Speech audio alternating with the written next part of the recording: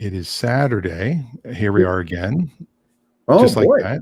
I mean, it fades in sort of, which is all of a sudden, boom, we're live. Looped in. You just went, it is Saturday and we're starting.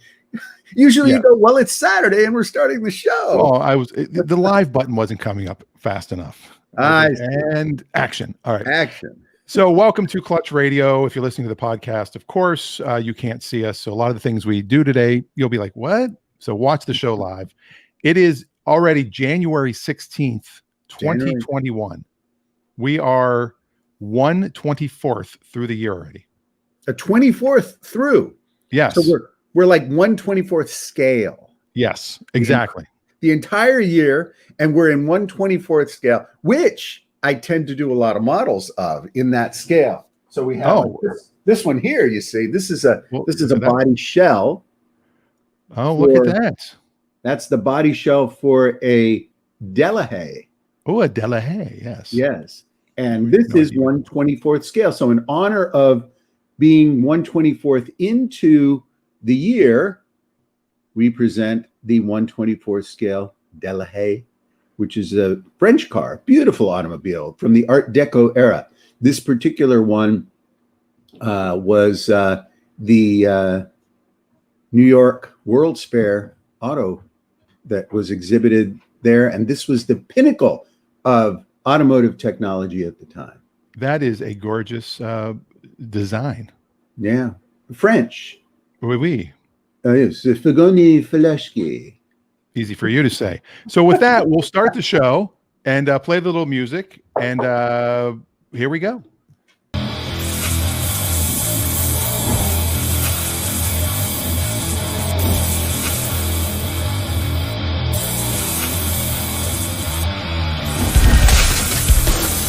Clutch Radio. I added the Clutch Radio because, if you're listening to the podcast, then you're just like, what is this music? You don't get to see all the words. Start the conversation and all that fun stuff. So welcome. It is, again, another Saturday. It just keeps happening. It seems like every 7 days or so. And I'm Dan Rosenberg. Over there is Raffi Manassian. He, of course, auto expert, designer, extraordinaire, man with fabulous hair. And I've been in the car business for way too long, in and out of it, and keeps sucking me back in. But we're here today to talk to you about buying, selling, trading, leasing, collecting, credit, whatever you want to talk. If it has anything to do with a car, we will talk about it here on Clutch Radio.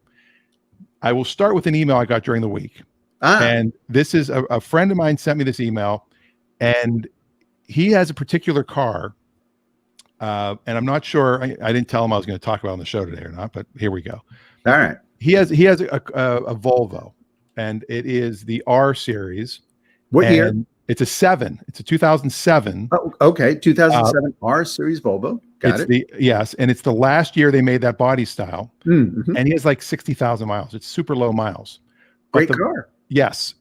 He lives up the street from you, actually. But the front little spoiler underneath, or not the spoiler, what do they call it when it's under the front?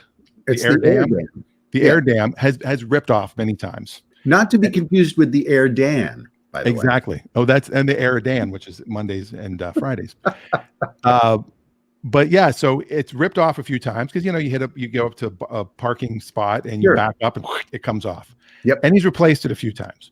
Okay. And his bumpers are showing a little bit of age, and the spoiler on the back showing a little bit of age. And he said, hey, I can, for like $2,700, I can get from Volvo, painted in the right color, the parts to replace the front and back bumper, the air dam, and the rear spoiler on this car. And that's installed. And the car is an 07, and he's like, I love the car. I don't know what to do. Like, is it worth spending $2,700 on this? Is it going to really add $2,700 value to it? And my answer was, it won't add $2,700 value. It will deduct $2,700 from your bank account. That is 100% true. Yep. And it just depends on if you're going to keep the car for another year or two. Yes, go ahead and do it. If you're not, and you just want to flip it and sell it, do not flip it. I mean, he's had it since it was new. Do not do that if you're going to sell it anytime soon. like $600, you can probably get the bumpers refurbished, and the front air dam's probably just going to fall off again. Just don't even put it back on. So two questions on this car, very, very important. Number one is it a manual or an automatic? It is a manual. Okay, so then it may very well be worth doing, because surprise, surprise, the Volvo R-Type, especially that particular body style series, does extremely well in manual transmission with low miles. I think what you'd be surprised to find is that is a very sought after car. If you go on our favorite website for selling classic cars and specialty automobiles, Bring a Trailer, what you'll find is that if you write in the search window Volvo R, and you'll see what comes up, a surprising amount of very good condition, low mile, manual automobiles that sell for a fair amount of money. So depending on the condition, colors, and options of his car, he could be sitting on a car that's worth quite a bit more, that might warrant getting, as you said, either the current bumpers resprayed or fully redoing the car the way he described and spending the additional $2,700. I think you'll see some of these cars are selling in the high teens, and low mileage ones maybe even more. Well, I just found one. Let me pull it up real quick. We can talk about this one. Sure. And it's almost his car. Hmm. This is an 07. Mm-hmm. It's in New York, which means it's got some rust underneath it. Let's be honest. Mileage, I mean, his is blue on blue. It's a stick shift just like this. Mm-hmm. Let's see where we're at on this one. It was bid up to $10,099 and did not hit. Right. Did not even hit it. Wow. It's amazing that the guy didn't sell this for 11 grand. Well, it's because it's the R, and that's a rare and valuable Volvo, because you have the manual transmission, you have the R package, which is a performance package, a little bit more horsepower, and I think suspension modifications, and those are sought after now because they don't make them anymore, and that's a body style series that they really like. The wagon version sells for even more. Wow. So it's because it's a highly sought after package.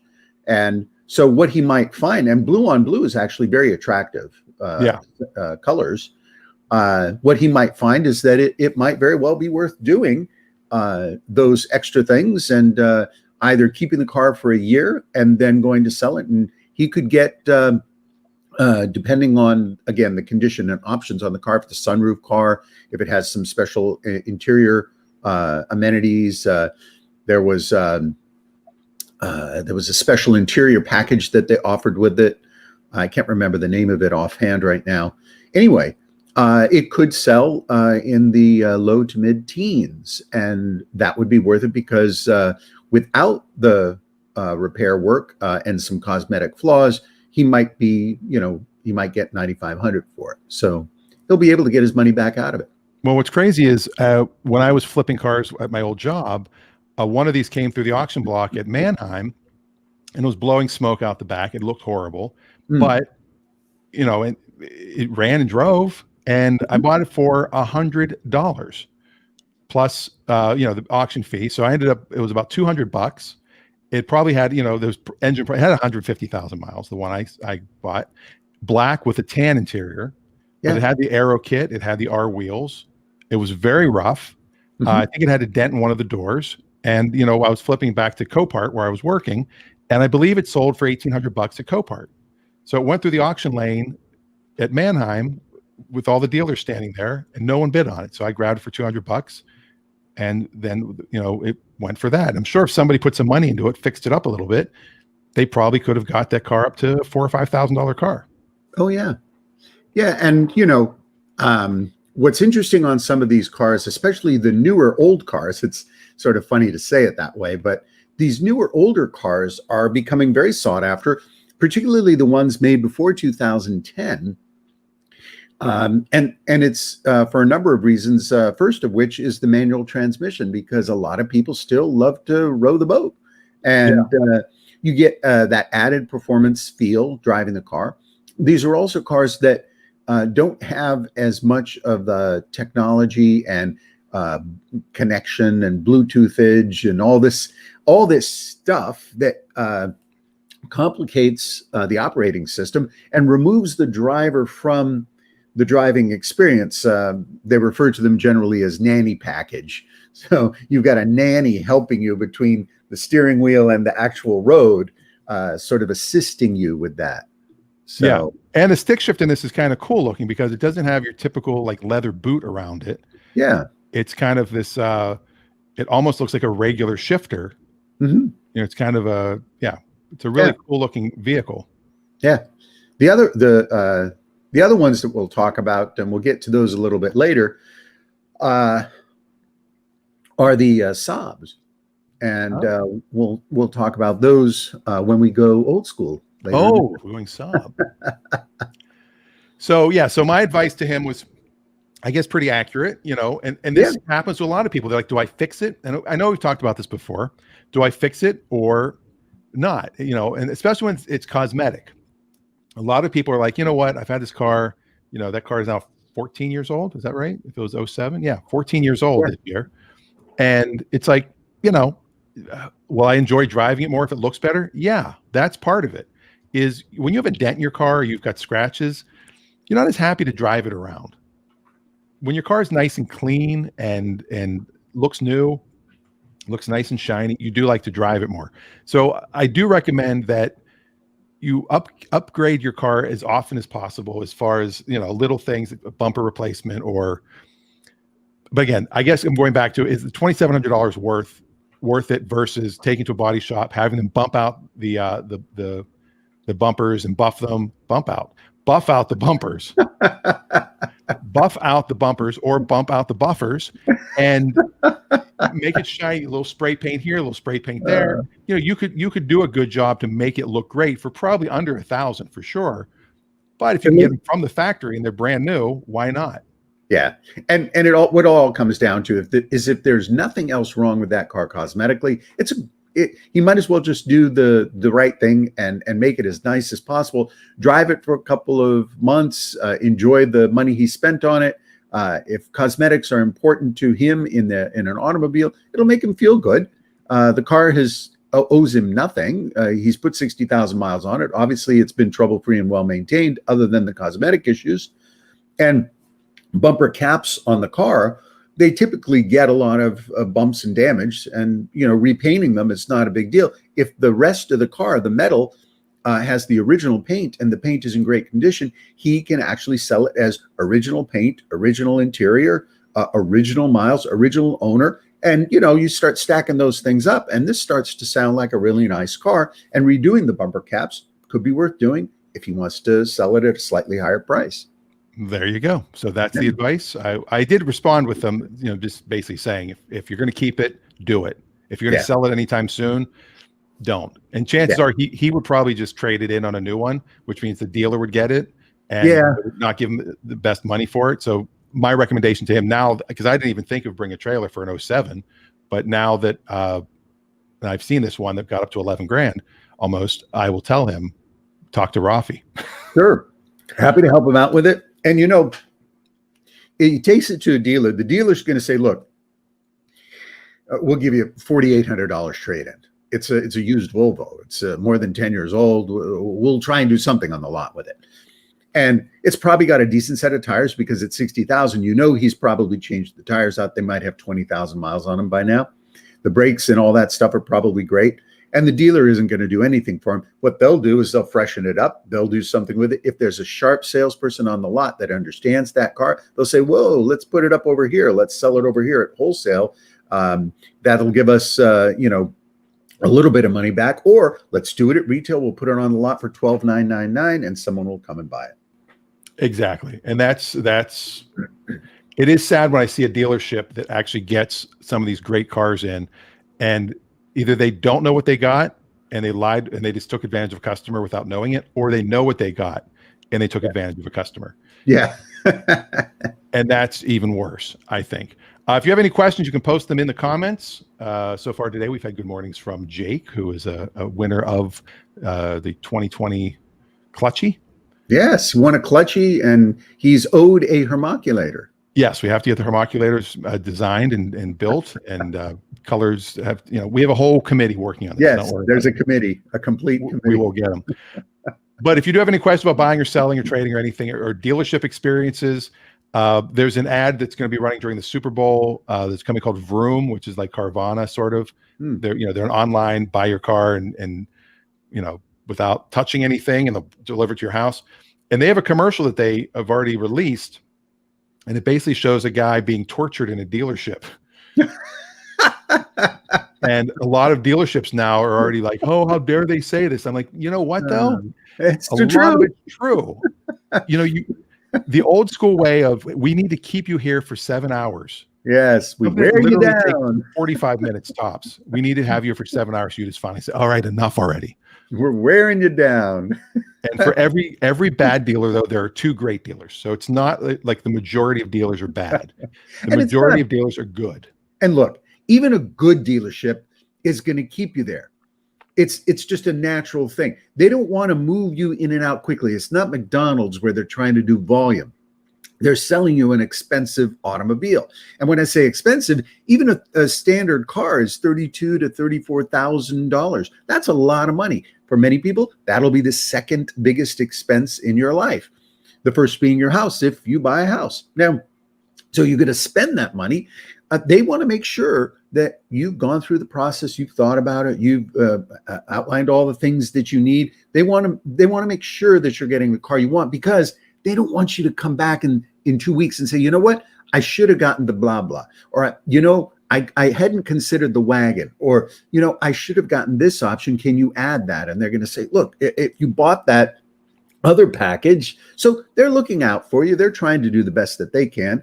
And realistically speaking, they don't want you there for 7 hours. But sometimes it can take that long because people don't know what they want when they go into a dealership. That is true. And a lot of dealers that have we'll get you in and out. It's after you've landed on a car. That's when the clock starts. Yeah. It's not, you from the moment you walk in the door, because they are doing you a disservice if you walk in and say, I want that car, and you sign and you leave. Because then you get home, you go, wait, this doesn't have a CD player? Right. CD players anymore. I thought this had a sunroof. Or the worst part is you come home with a car, you surprise your wife. You say, oh yeah, we were looking, oh honey, I love this car. And then she says, it's great. Let's go for a drive. We go for a drive. Where are the seat heaters? What do you mean seat heaters? I told you I have to have seat heaters. My cookies gets cold. The one thing I told you that I wanted in a car. And you're like, but I got a good deal. I was in and out in 48 minutes. Exactly. I made good time. Your kids get in the back seat and go, where are the DVD screens? I thought you were getting the model with the DVD screens so I can watch my show, and then my sister can watch her show. Like, oh boy. Yeah. Back to the dealership. Yeah. And a dealer on a new car will be very hesitant to let you return that, even if you're exchanging for a nicer, newer car. Sure. Because that car, depending on how far along it got, if they've reported it sold, which a lot of dealers don't do immediately, right, then they have to unwind it, and now it's a used car. And now, they're gonna lose money on it. Right. But if it's a day, and you're going from a $30,000 car to a $45,000 car, and they haven't registered yet, nothing's happened, they can void all the paperwork, put it back on the lot. It's still a new car. It might have 50 miles on an hour, 40 miles on it, depending on how far you live. And yes, they could upgrade you. Well, there's also, isn't there, most states have that 72-hour? Nope, not on cars. There is zero waiting period on new cars. Okay. Used cars, some states, California has a 3-day. I haven't been down there and sold cars in forever, but they have a contract you can buy that gives you up to 3 days to return it, but you lose the fee that you pay for this contract. So you can pay like a $300 fee, and then nobody ever bought it, like ever, because you had to present it to them. They had to sign off. I was offered the contract cancellation, but no one ever does it, because they're like, I lose $300 no matter what. Yeah, you pay us $300. And if you want to return it, you can return it. Or 195. I forget. There might be a maximum fee. I don't even remember. It's been so long since I worked at a dealership down there. But it was one of the stupidest things that the state ever came up with, to the point that I had a DMV inspector that bought a car for me. And when I was doing her paperwork, I pulled that out and she goes, "Oh my God, this is the dumbest thing." She goes, "Has anyone ever bought that?" I go, "Not one." And she goes, "I can't imagine anyone doing it, but it gives people a peace of mind that you do get 3 days if you give us this money." Well, we could do a whole show, an entire show, just on selling cars in California, because the laws and rules and restrictions. We have situations where you actually see them advertised. This is a 49 state car, because they can't sell it in California on account of the limits to the emissions, the restrictions. This car will never pass emissions, and this car was never in California, and it doesn't have the, so there's a long list of California issues selling. Yes, and in California, they have the Bill of Rights that they came up with for the car buyer's Bill of Rights. Yeah, and they can only charge maximum of $80 or $85 for your dock fee, depending on if it's a lease or not. Like, why that would matter.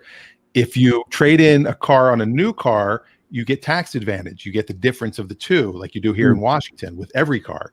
On a used car, you don't get that advantage. Don't get that. So there are just crazy rules in California. Yeah. But 20% of all the cars are in California, though. So yeah, that's also true. And each state has some really interesting provisions that are allowable, including the state of Montana. We've touched on this as well. You can set up your own limited liability corporation, or LLC, in Montana. And through that LLC, you can register and title automobiles. And through the LLC, that allows you to save tax in certain applications. You, of course, will need to consult your tax accountant, but Montana has legitimate, legal, and approved, and has been on the books for many years, the provision to set up LLCs, and there are plenty of Montana lawyers that will perform that service for you for a fee, and the fee is oftentimes significantly less than what you would pay in taxes, especially if you live in a high sales tax state like California. And so if you buy, you buy a $100,000 car, and you're going to pay 10 grand to the state of California for your sales tax. You might want to set up your LLC. It might be 2,500, 3 grand. Well, that's a lot cheaper. And if you buy several cars and set it up that way, it's certainly a good way to go. Well, there you go. But again, check with your CPA or your tax accountant. There you go. Or your lawyer. Or your lawyer. Or someone in Montana. Check with your spouse. That's that too. Oh my God, yes, that too. So if you do have any questions, you can post them in the comments. It can be anything. I mean, even repair stuff. I don't know anything about repairing a car other than who to take it to. Well, and we'll comment on it, even if we don't know. We'll make sure we have an opinion. Absolutely. We do have in the comments that it is Chris Frank's birthday, so we'll give a shout out. We don't usually do shout outs or birthday shout outs, but Jake put that in there. Yeah, happy birthday to Chris Frank. Sometimes. Hopefully he's watching today. Chris is in Colorado now, engulfed in snow. And Chris is a big Volvo fan. We should get him to comment on the Volvo R, because he probably, as far as contemporary Volvos are concerned, he probably knows more about contemporary Volvos than anybody I've ever met. He's a young guy too, so he does love the Volvo. But he had one of these. I think he had an 06. You might be right. A red one. Was it an R? It was an R. He had an R. Okay. There you go. I just did a quick search nationwide on Car Gurus. There is one 2007 in the entire country on Car Gurus. One 2007 R manual. I don't even know if it's a manual. See, that's where you'll find it's really rare. The manual is where you really make it's surprising. This one's automatic. Yeah. And what's the price on it? Well, it's a private owner. It's got 175,000 miles on it, and he's asking $5 grand for it. $5 grand. Yeah. So it's got almost 3 times the miles, and it's an automatic. They used to refer to those as the slush box because it had that slushy stuff inside. You couldn't really feel it. It moved. So once again, we're back to that. It's just the rarity of that car because of the manual is very important. He bought it new, and he purchased correctly. There are only 14 of any of these of the S60Rs anywhere in the country. Yeah, it's a rare car. There's no doubt about it. And in that body style, it's considered very desirable, because the body style after that, not as much. Yeah, the closest one to the one that my friend has is a red one in California that also has around the same amount of miles. They're asking 14 grand for it. And let's see if it is a stick. It is not. It is automatic. Yeah. So wow. Again, if he's up for it, put those bumpers into the shiny and nice mode. He's got a stack of receipts for regular service and maintenance, recent oil change, and he's probably done the 60,000 mile stuff. Great colors, manual gearbox. We'll get some good money for it. Okay. We have another. I just got a text in from our good friend Ray, who's he can't get good. He can't get good coverage right now, so he isn't able to. So he's texting in. He's texting in directly. Right. So he goes, discuss this one with Raffi. The window sticker for this car was $74,985. It runs perfect. He's letting it go for who knows. Talk about depreciation. Oh, he's in Pullman right now. Okay. Out of Washington State. But it is a 2005 Audi A8L, yes. 4.2 Quattro. Yes, yes. Manual or automatic?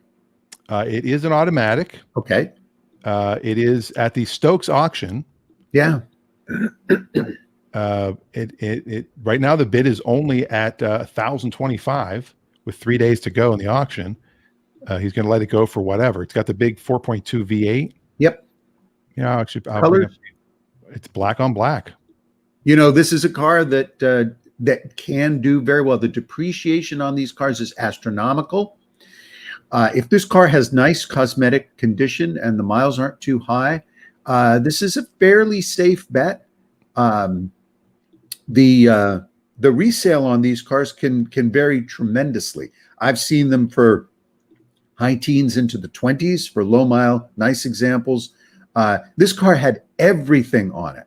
This is competitive with BMW and Mercedes, top level automobile. The performance, the V8 is actually the best engine that Audi makes. These cars are fantastic driving cars. He could do very well if he's bidding up to 2,300. I think. Oh no, he's selling this one. Oh, he's selling. Yeah, this is one he's selling. Sorry. Yeah, he's selling it. Yeah, he's got it at the Stokes auction for sale. So he has it placed at Stokes for sale. Yes. Well, I may have a buyer for it. It's got 177,000 miles. Ah, okay. One of my buddies loves these cars, sings the praises on them. He's constantly buying them, putting about 20,000 miles on them and selling them and going and get another one. The one he has right now, I think, has close to 300,000. Wow. He says they're tanks. They'll go forever. Well, this one apparently travels through time, because it says here on the dashboard that it's July 19th, 2004.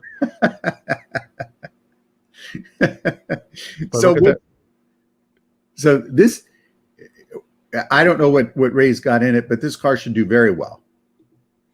This car will sell very well. Yeah. So and your buddy can go look at it. I'll send you the link. It's at the. Yeah, I mean, this is everything you'd ever want in a car for performance and drivability. It's the Quattro package. It's the V8. The 4.2 liter engine is fantastic. That's a car that for anybody who wants a fine luxury automobile, leather interior, premium sound, all the amenities you could possibly imagine. It's a great car. And this is the thing with used cars today. The used car luxury market is so fantastic right now There's so many really good cars out there, and you do not have to go and spend $70,000 to $100,000 on a brand new car. Many people do, and they do it because, no, I don't want somebody else's problems. Well, you're not getting problems. You're getting a car that, if you check it out carefully, and it has new tires, it has its brakes done, the service has been kept up, the oil has been changed. For the most part, you're not going to get a terrible automobile. You're going to get a car that's going to continue to serve you quite well. And the only thing you need to be mindful of on these high-end luxury vehicles is some of the local shops may have difficulty servicing them because they can be complex. So you may have to take it to the Audi dealer, or to the BMW dealer, or to the Mercedes dealer, et cetera, et cetera. And there you're going to just be spending a lot more money for the general service and maintenance. Yeah. And he says there's no lights on the dash. It runs like a dream. And he bought it at a dealer auction. And you know, a lot of dealers stay away from the high-end Audis. And as Jake says, he thought that Ray hates Porsche. Why is Audi better? Well, there's a big difference, I think, between a Porsche and an Audi A8. That is true. And in this particular case, he's absolutely right. His instincts are right. That's a great car. That car will continue to do very, very well to the next person who drives it. And 174,000 miles is not a lot of miles for a car like that, because these cars will go 300,000 miles. So there you go. If anybody's interested in that, you can message us directly, or you can go to stokesauction.com. I believe that's their website. Yeah, and you can go directly and buy it there. Usually we go, we take a look at what's new and fresh on Bring a Trailer. I'll bet if you went there and just punched in Audi, you'd find some examples there that have sold and sold quite well, simply because a lot of the people in that particular community enjoy performance automobiles, and a performance sedan is getting harder and harder to find. Why? Because automobile companies have moved almost entirely or almost exclusively to the manufactured SUV platform, which means that if you like a sedan, and let's face it, for regular driving duties, you don't need an SUV. So sedan can be really quite good. It has just the same amount of room. If you look at the cubic volume of storage space and capacity, you get a little bit more with an SUV, but oftentimes not a lot, especially in a compact SUV or mid-size SUV. A sedan or wagon can do just as well. And the Audi wagon, if Ray finds a wagon, those are the ones that can get a lot of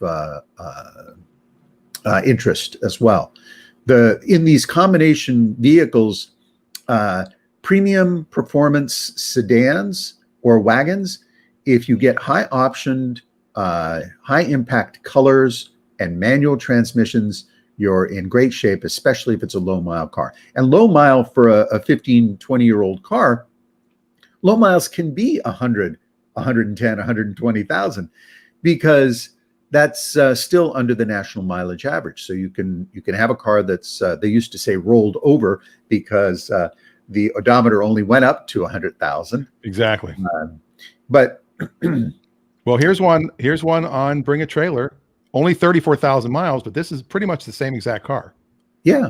And it sold for $20,000. Yeah. This is what happens sometimes, is that a really nice one, and this is great. This has got the nice combination, the black exterior, that's probably black metallic, and the tan or baseball glove interior, which is really a handsome combination. These things will go forever.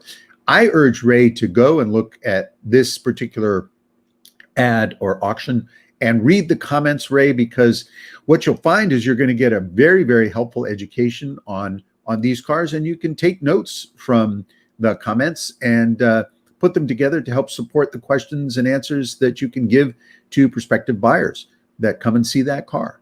That's a car, your car should do quite well there. Now, is this a manual or is this a automatic? This one is also an automatic. Yeah. So, and you see that it sold in the 20s, which happens. For Ray's car, it would not be surprising for that car to get, it could get up into the low teens, but 10, 11, 12 grand would not surprise me one bit. Yeah. So maybe Stokes Auction is not the best place for it. Sometimes what happens in an auction platform like that is the car kind of dies there because the buyers are not looking specifically for that. At Stokes Auction, they're just looking, and they look generally and they go, well, wait a minute, this looks like a pretty good deal. So they're buying for the deal. They're not buying for the actual ownership of the vehicle. On Bring a Trailer, you get a lot of people that are buying to own that car, to drive it, to use it, to love it. And so they're going to pay full retail for it. And that's what you're seeing here on this particular car. Yeah. And the problem, the advantage of Bring a Trailer to all these other sites is that community and the conversation and some of the hype that happens. Yeah. Whereas some of the other vehicles, other sites, you get 10 pictures and you've got maybe a Carfax report, and that's all you have to go on. And you can maybe go preview it, but with COVID right now, a lot of them aren't even open to let you do that. Right. So you're taking a chance. So when you take a chance, you're not going to bid as high. Right. Whereas with Bring a Trailer, you have so much more information. You can see the bids went crazy. Yeah. Quite a few people there, right? Because it ended at 2:00, and then you've got all these resets. Yeah. And see, that's what happens is people get excited. They see other people excited, and it validates their interest and desire to have the car. And if you loved this car and really wanted it when it was new, at $80,000, you're gonna hold back a little. At $20,000, some service things that need to be done. A wiper motor might give out, or you need an electronic adjuster thing. Oh, your O2 sensor needs to be replaced. Those kinds of things. Oh, your alternator. An alternator is $1,100, and so those kinds of things, those might happen. But even on a car like that, so what? You're driving one of the premium luxury vehicles, and every time you're in that car, you're just going to be satisfied with the purchase. Yeah, and so it's amazing when you never know what you get at auction when you're a dealer, and when you're a buyer and you do a public auction, you're never 100% sure, and you sometimes get a diamond in the rough, and sometimes you also get a rough in the diamond. Yeah, thing. You get coal. Now, I wanted to bring up a car that I saw on Bring a Trailer this morning. And I was like, this was interesting, because we on our weekly Cars and Coffee call, which used to be a get together. Yeah. We were discussing this exact car, but it wasn't from Bring a Trailer because we had to Google it and bring up a pictures. Nobody said anything about Bring a Trailer. But I'm curious a little bit about this vehicle. The Alpine Renault A310. This is a really cool looking car. It's got some weird design elements. Like, it looks a little like an Alfa Romeo, looks a little bit like a Chevy Camaro, looks a little bit like a Z car. Yeah. Well, the most interesting part of this car, if you don't know and you're just seeing this for the first time, is scroll down a little bit and guess where the engine is. It's in the rear. That's right. This is a very, very advanced and exciting car. And this is the second series of the Alpine. The earlier series one was a little more, let's say, vintage looking. Here they've got a very angular design, and these are very popular in Europe, extremely popular. They have a great following. They're now well beyond the 25-year rule. So you can bring them into the country legitimately. And look at that. It's a great looking car, very sporty. It's just a little bit of mild tuning, and you can get that thing to really hop up and go. The front bumper cap on this one could use a little bit of adjustment. Looks like a mustache. Yeah. But again, very, very unique car. You're certainly not going to see yourself at any Cars and Coffee. These did have some quality control problems when they were new. They're not the best on fit and finish. So what you're seeing there is probably original fit and finish, but you look at it and you think, my God, a used $2,500 Lexus could beat the quality. But here you got an older vehicle with some very, very interesting design features that has been limited in its production. I don't think they made that many because they were expensive in their time. This is a mid-engine sports car, but it's really quite an exciting automobile. It's great to see one.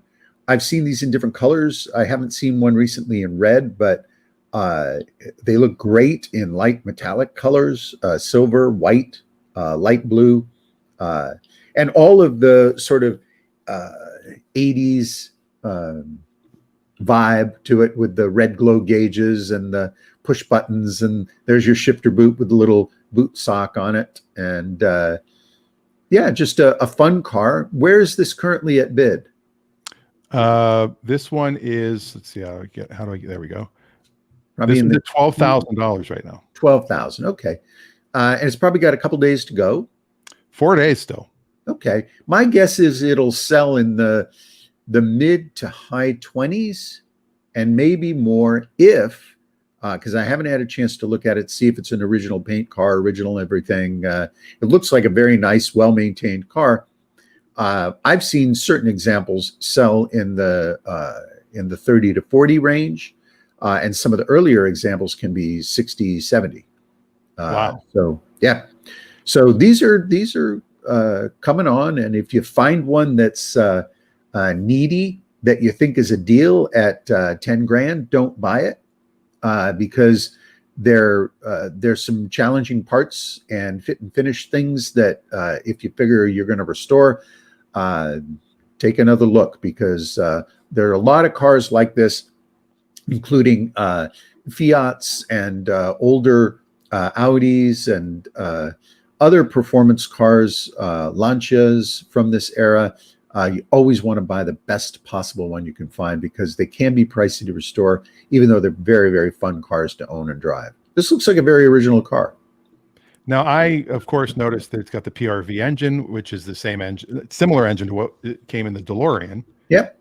And this one, somebody commented, well, is it the same engine as the DeLorean? I said, no, this one actually had more horsepower because of the American standards that were needed for the other engine. Yeah. This is not an American car. I don't think they ever imported them into the United States. So as a result, you've got a European manufacturer automobile. And this may also be one of those cars that is limited from California import. Ah.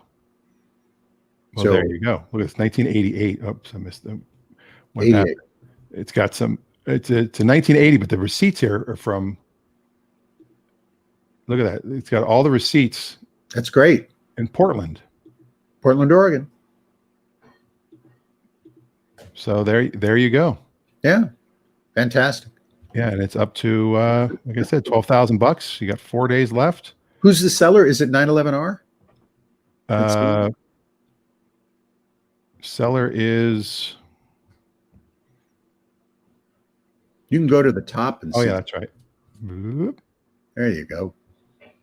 Seller is, yes, 911R. Very, very nice guy. He does a lot of volume on Bring a Trailer. His cars are always very, very well put together. It's just you'd be very impressed with not only the way he represents the cars, but personally, he's also a good guy. Well, there you go. All right. So if you're looking for a unique car, there it is. Yeah, nice. That certainly is unique. And when we talk about unique cars, that's usually what ends us into old school. There we go. So we'll let me just get the little thing here. Hold on a second. Got to get here to get there. Get there. All right. Let's go old school. Well, we kind of hinted to old school earlier in the show today, and this time we're going to go Saab. SAAB, for those of you who may not recall Saab. Saab was an amazing car company. Not only did they build cars, they also built aircraft, jets, amazing technology. And, you know, a lot of people don't think of Sweden as a place that has performance technology, but Sweden is the home of Koenigsegg, which builds some of the most amazing performance, high-performance, hyper sports cars. Saab was an amazing car company. They built some competitive cars that did tremendously well in competitions, particularly in rallies. Saabs were known for their wet weather, cold weather, and snow performance, many of them being very, very capable. There's a very early Saab that Dan just put up, possibly the first production Saab. And they managed to stay in business despite challenging circumstances throughout the post-war era. They imported cars into the United States, I believe, in the 70s, maybe as late as early as the 60s, and garnered a very, very large following, particularly in cold weather climates. So Saabs, as they moved along, very, very unique in their styling and design, very, very well known for their safety and durability.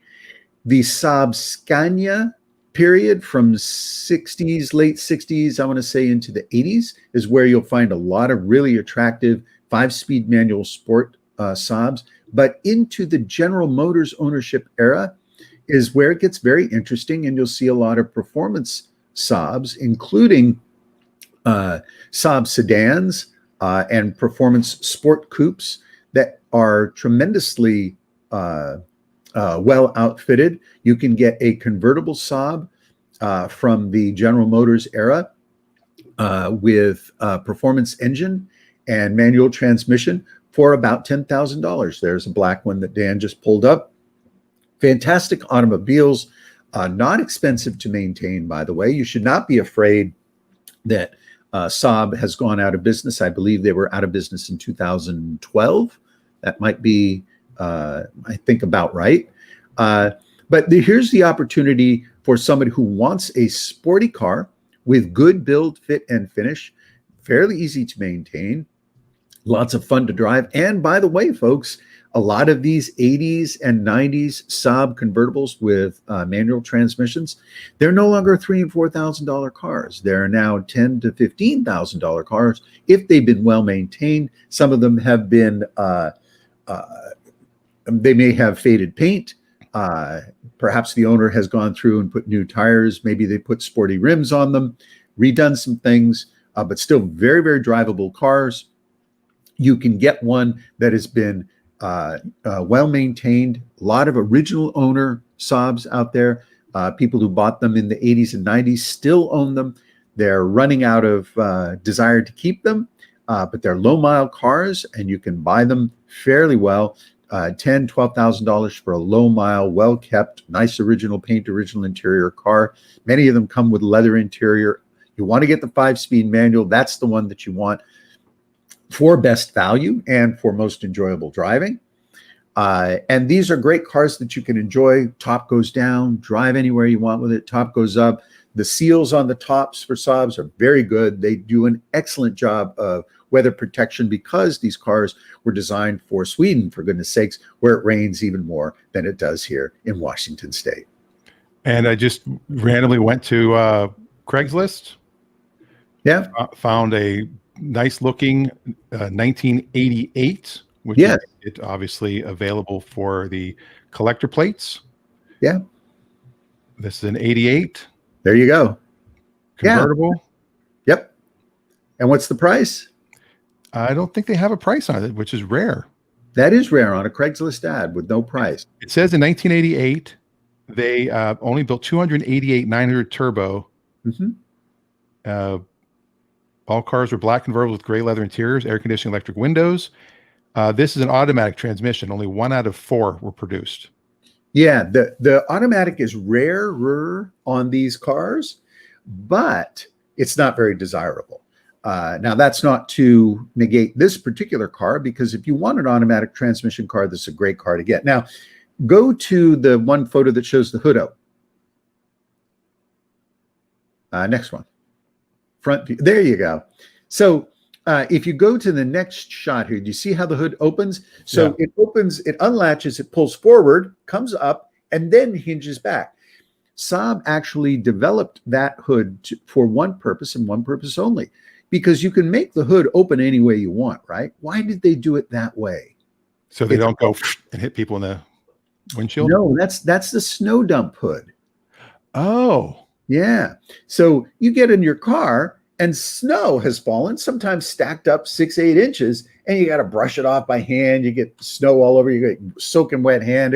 No, you just pop the hood, pull it up, and then lift it back, and it dumps all the snow off the top of your car immediately. And this is a feature that goes back to Saab's quite a few years into the 60s. And it's a neat feature. Again, if you live in a place like Alaska or New York or places where there's a lot of snow, it helps to have that snow dump feature because you got 6-8 inches piled on your hood. You cannot see the road. So this is a great way to offload that snow. And it clears your hood off immediately. Wow. Yeah. That's a cool feature. Yeah. So the fact that this is one of 4 automatics does not make it rare. I mean, it makes it rare, but does it not make it desirable at all? Right. Because again, unless you want an automatic because you don't drive a manual or you haven't learned to drive a manual or you just don't like it or you live in a hilly environment and it just doesn't make sense for you, the automatic transmission in that particular car is rare, but I don't know that it makes it desirable. It's like a 3-speed manual 4-door sedan Chevrolet Nova, or something along those lines. It just, they didn't build them that way because most of them came with an automatic transmission, but just because it's rare doesn't make it desirable. And in this case, in terms of the Saab, I always recommend the 5-speed because it's a little more sporty. You put the top down and they're great, especially for low cost, lots of fun, old school activity, and a great car to drive anywhere, and also clean up, shine up, and take to Cars and Coffee because a lot of people will wander up and go, wow, this is a really cool car. This is a cool 80s car. And now, okay. These days, an 80s car is like when we were living in the 80s in a 50s car. So there you are. Beautiful. Now, I just happened to see this other car as I was going through looking for that one. And I was like, holy moly, look at this one. This is a 1-owner car. Yeah. They're asking 10 grand for it. It's got under 100,000 miles. Yeah, there you go. This is, and that's a rare option right there. The swivel seat. Yeah. We used to call that the granny seat because it's easier for granny to get in and out of. But this is a car that, for all intents and purposes, well maintained, very nicely cared for, obviously loved by the owner. This is what people did. They'd buy a car like this, drive it minimally, and get good use out of it, but keep it clean, keep it fresh, keep it going.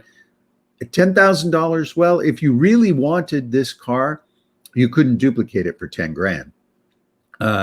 Whether or not that's a firm price, who knows? But if this is a car that excites you and something that you just got to have, hey, go for it because you're not going to see many of these in this condition out there. Is it worth keeping and saving and enjoying for years to come? That's entirely up to you. If that's your preference and that's your vibe, for many people, you get into a car like this and you go driving and it takes you back to that period in time, makes you feel like, you don't have to live in a data aggregated social media urgent world, because I think even when you turn the radio on, you're going to hear the Bee Gees, even though nobody plays the Bee Gees on the radio anymore. I'm trying to see if it has an 8-track player. I can't really tell. It might. But I mean, just to see a bucket seats, Sure. It looks like some nice shag carpeting. I mean, the color combination is not exactly something that I would go crazy over. No. But I mean, it's a 75 Oldsmobile Cutlass purchased in Seattle, brand new, according to this article or the listing, by the vice president of Dubois Chemical Company. In 1982, it was passed on to the son. And then it lived in the garage most of its life. It was put on jack stands 3 years ago due to the inability of the owner to drive it. So it has been sitting for quite a while. It is actually at a dealership in Bremerton. Yeah. And they'll probably get $8 grand for the car. Somebody's going to want it. They're asking 10. They're asking $99.95. Yeah, that's $8,000. $8,250 would probably take it home. And you know what? For a car like that, if you want a story to tell when you take it to Cars and Coffee, this is a nice little car. It's a floor shift. Even though it's automatic.